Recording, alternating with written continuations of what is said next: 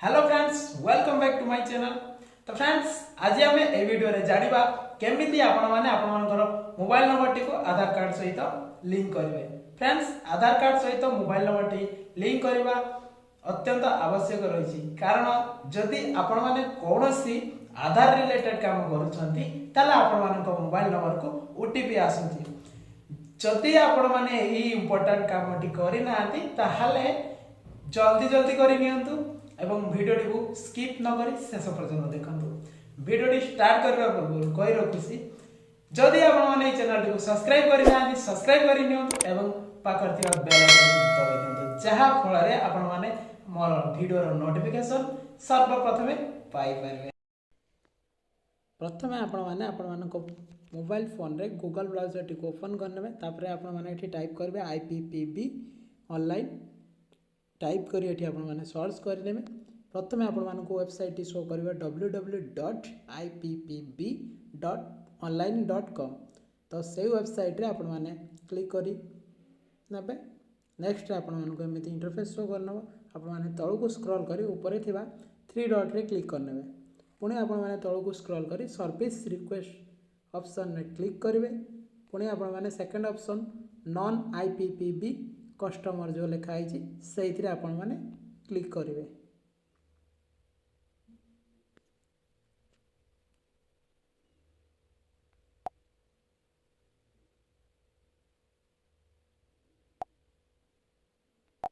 देखो ये आप प्रथम option service request for door step banking से आपण माने क्लिक करने।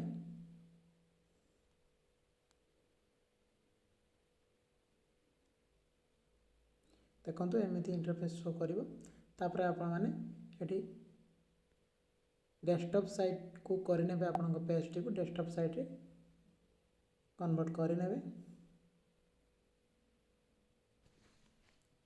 नेक्स्ट रे आपण माने उनको बहुत गुड़ा ऑप्शन आसीज।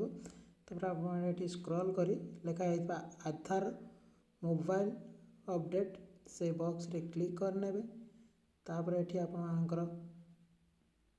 देखिदेवे मिस्टर एंड मिसेस कौन आपने सिलेक्ट करने। तापर ये आप आधार कार्ड रे जहाँ आपणकर नेम टी थी आपने फास्ट नेम रे देवे। तापर आपने लास्ट नेम ये फिलअप करेंगे। तापर मोबाइल नंबर टी को फिलअप करेंगे। तापर ये आपने ईमेल ID को फिलअप करेंगे। तापर ये एड्रेस टी को प्रॉपर्ली लिखिए। तापर ये आपने कौन करेंगे ना पिन कोड टी को प्रॉपर्ली देवे। आपण मान सठिक पिन कोड टी को एटी देदेवे।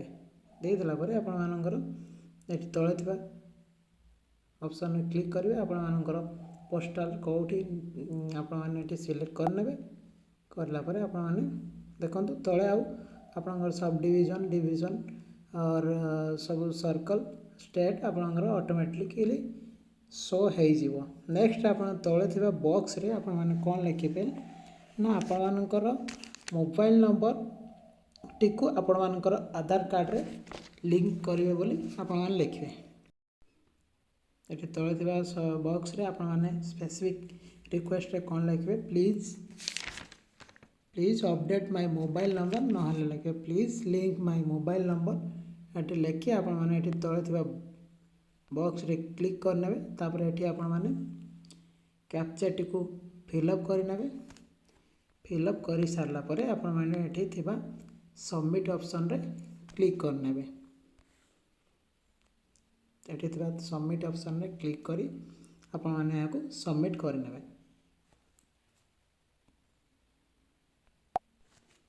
सबमिट कर सारा पर आपण मानकर सक्सेसफुली सबमिट हो जिवो। तापर आपण मानकर आपण मानक नियरेस्ट पोस्टाल जो देइथिबे सेही पोस्टाल आपण मानकर पोस्टमैन आसिकी आपण मानक एड्रेस रे आपण घर पाखरे आसे आपण मानकर मोबाइल नंबर टी को आधार कार्ड रे लिंक करी देइ जिवे।